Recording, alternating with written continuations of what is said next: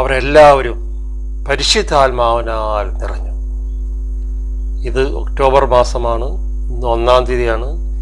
ഇത് പരിശുദ്ധ അമ്മയുടെ ജപമാല മാസമാണ്. ജപമാല നമ്മൾ ഈ ഒരു മാസം മുടക്കാതെ ചൊല്ലണം. അത് വാഹനത്തിൽ യാത്ര ചെയ്യുമ്പോഴും 2 വീലറിൽ യാത്ര ചെയ്യുമ്പോഴും ദൈവകൃപ നിറഞ്ഞ മറിയമേ സുസ്ഥി എന്നാണ് ചൊല്ലിക്കൊണ്ടേ പോരുക. വേറെ ഒന്നും ചൊല്ലണ്ട, നന്മ നിറഞ്ഞ മറിയമേ എന്നാണ് ചൊല്ലിക്കൊണ്ടേ പോയിക്കൊണ്ടേയിരിക്കുക. എന്നിട്ട് ഒരാഗ്രഹം നിങ്ങൾ മനസ്സിൽ വയ്ക്കണം. എന്താണ്? പരിശുദ്ധാത്മാവ് എൻ്റെ മേൽ വരണമേന്ന്. പരിശുദ്ധാത്മാവിന് വേണ്ടി ഈ ഒരു മാസം ദാഹിക്കുക. പരിശുദ്ധാത്മാവ് ഒരു വ്യക്തിയിൽ വന്നു കഴിയുമ്പോൾ മാറ്റങ്ങൾ സംഭവിക്കും. വലിയ മാറ്റങ്ങൾ സംഭവിക്കും. കുടുംബത്തിൽ, മക്കൾക്ക്, എല്ലാവർക്കും പരിശുദ്ധാത്മാവ് വന്നു കഴിയുമ്പോൾ അത് വലിയ അനുഗ്രഹമായിട്ട് മാറും. നമുക്ക് ആ വചനം ഇന്ന് ശ്രവിക്കാം. അപ്പോസ്തല പ്രവർത്തനം 2-ാം അധ്യായം 1 മുതലുള്ള തിരുവചനം. പെന്തക്കോസ്ത് ദിനം സമാഗതമായപ്പോൾ അവരെല്ലാവരും ഒരുമിച്ച് കൂടി ഇരിക്കുകയായിരുന്നു. അവരെല്ലാവരും ഒരുമിച്ച് കൂടിയിരിക്കുകയായിരുന്നു. ആരുടെ കൂടെ? പരിശുദ്ധ അമ്മയുടെ കൂടെ. നമ്മുടെ കുടുംബത്തിലും പരിശുദ്ധ അമ്മയുണ്ട്. മക്കളും അപ്പനും അമ്മയും എല്ലാവരും കൂടി ഒരുമിച്ച് കൂടിയിരുന്ന് ചൊല്ലണം. ഒരു നിയോഗം വയ്ക്കണം. എന്താണ്? പരിശുദ്ധാത്മ വരണമേ, പരിശുദ്ധാത്മ. എന്നിട്ട് നിങ്ങൾ എന്ത് ചെയ്യണം? അപ്പോസ്തല പ്രവർത്തനം 2-ാം അധ്യായം നിങ്ങൾ വായിക്കണം. അത് ഈ ഒരു മാസം മുഴുവനാണ് വായിക്കുക. എന്താ സംഭവിക്കണേന്ന് നിങ്ങൾക്ക് നിങ്ങളുടെ കണ്ണുകൊണ്ട് കാണാൻ പറ്റും. കൊടുങ്കാറ്റടിക്കുന്നത് പോലെ ഒരു ശബ്ദം പെട്ടെന്ന് ആകാശത്തിൽ നിന്നും ഉണ്ടായി. അവർ സമ്മേളിച്ചിരുന്ന വീട് മുഴുവൻ അത് നിറഞ്ഞു. അവർ സമ്മേളിച്ചിരുന്ന വീട് മുഴുവൻ നിറഞ്ഞു. കണ്ട, അപ്പം ഈ ജപമാല ചൊല്ലുമ്പോൾ അത് ചൊല്ലി നമ്മൾ സമർപ്പിക്കുന്നത് പരിശുദ്ധ അമ്മയ്ക്കാണ്.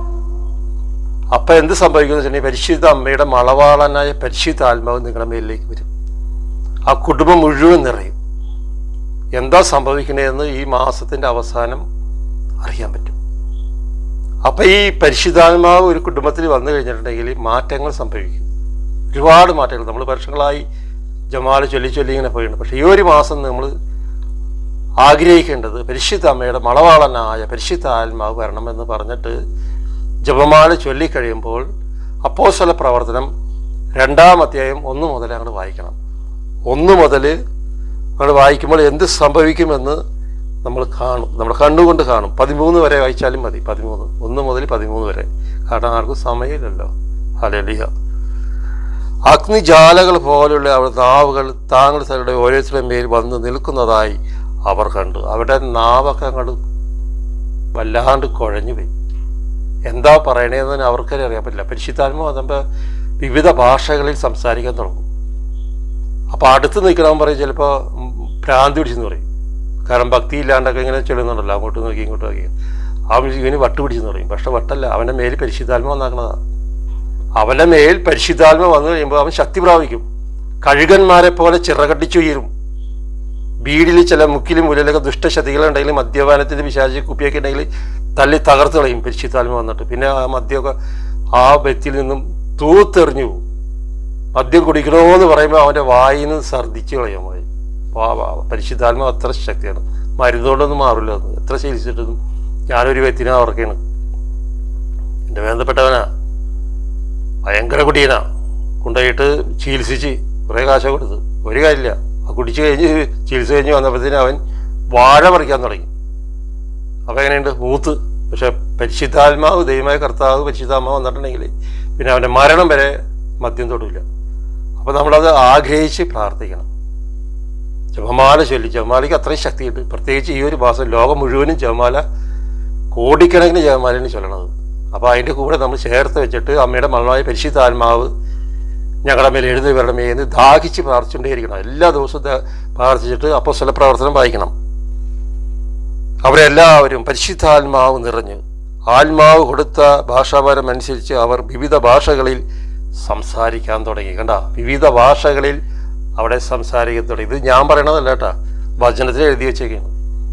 അത് എന്താണ് വിവിധ ഭാഷകളെന്ന് നിങ്ങൾ തന്നെ കണ്ടുപിടിക്കണം. അതെന്തായിരിക്കുമെന്ന് കണ്ടുപിടിക്കണം. അത് കാണാൻ പറ്റും. അത് നമ്മൾ അറിയും. ആ പരിശുദ്ധാത്മാവ് നമ്മുടെ മേൽ വന്നു കഴിയുമ്പോൾ നമ്മൾ ശക്തി പ്രാപിക്കും.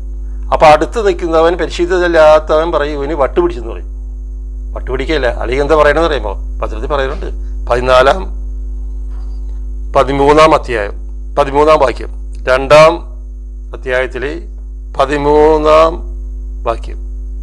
എന്നാൽ മറ്റു ചിലർ പരിഹസിച്ച് പറഞ്ഞു. ഉണ്ടാ, മറ്റു ചിലർ ആ പരിശുദ്ധാത്മ വന്നപ്പോൾ, അപ്പോസ്തലന്മാരുടെ അടുത്ത് പരിശുദ്ധാത്മ വന്നപ്പോൾ പുറത്ത് കുറേ പേര് നിൽപ്പുണ്ട്. അവർ പരിഹസിച്ച് വരാം. ഇവർ പറയുന്ന ഭാഷകളൊക്കെ സ്തുതിപ്പും പല വിധത്തിലാണ്. അപ്പോൾ അവർ 11 പേരുണ്ട് അമ്മയുടെ കൂടെ. അപ്പോൾ അവർ സംസാരിക്കുന്ന സമയത്ത് പല പല ഭാഷകളാണ് അവർ സംസാരിക്കുന്നത്, ഒരേ ഭാഷയല്ല. അത് പരിശുദ്ധാത്മാവ് കൊടുത്ത ഭാഷയാണ്. അപ്പോൾ അത് ജനലിൽ കൂടെ അവിടെ ഇവിടെയൊക്കെ നിന്നവർ പറഞ്ഞ് വട്ട് പിടിച്ച് കേട്ടോ, കള്ളു പിടിച്ച്, അങ്ങനെ വചനം പറയുന്നുണ്ട്. അടുത്തത് കേട്ടോ. എന്നാൽ മറ്റു ചിലർ പരിഹസിച്ച് പറഞ്ഞു, പുതുവീഞ്ഞ് കുടിച്ച് അവർ ലഹരി പിടിച്ചിരിക്കുകയാണ്. മദ്യം കുടിച്ച് ലഹരി പിടിച്ചിരിക്കുകയാണ്. അതാണ് ഇവരിങ്ങനെ സംസാരിക്കുന്നത്. കണ്ടാ എങ്ങനെയുണ്ട്? അപ്പോൾ പരിശുദ്ധാത്മാവ് ഒരു വ്യക്തിയുടെ മേൽ വന്നു കഴിയുമ്പോൾ അവൻ ശക്തി പ്രയോഗിക്കും. കഴുകന്മാരെ പോലെ ചിറകടിച്ചുയരും, വിവിധ ഭാഷകളിൽ സംസാരിക്കും. അവരുടെ വായിൽ നിന്നും വരുന്ന വാക്കുകളൊക്കെ വചനമായിരിക്കും, കർത്താവിൻ്റെ അത്തരങ്ങളിലൂടെ വന്ന വചനം. അവർ പറഞ്ഞാൽ പറഞ്ഞതുപോലെ നടക്കുകയും ചെയ്യും. കാരണം പരിശുദ്ധാത്മാവ് അവരുടെ മേൽ വന്നു കഴിഞ്ഞു. ഒരു വ്യക്തിയുടെ മേൽ പരിശുദ്ധാത്മ വന്നു കഴിഞ്ഞാൽ അവൻ പാപത്തിൽ നിന്ന് വിടുതൽ തരും.